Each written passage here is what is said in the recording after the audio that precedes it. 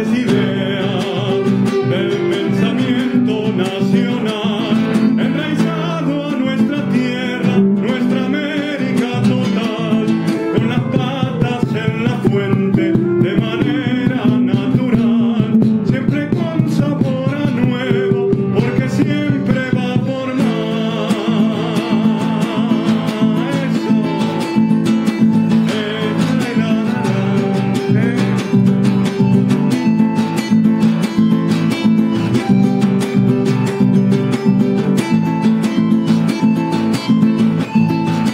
Es esa mezcla milagrosa,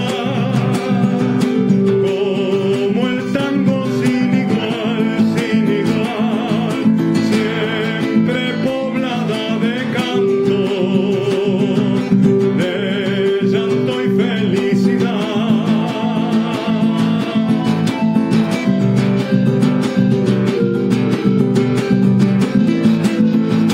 De esperanzas recobradas,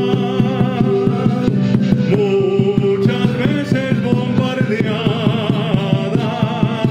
como aquella vez en la plaza del 55 criminal. Ay, ay, ay. Ni persecución ni exilio no ha podido ni podrá desvirtuar nuestro camino nacional y popular, con la sangre derramada que el pueblo no olvidará, jamás nunca negociada, por ella vamos a triunfar. Eso.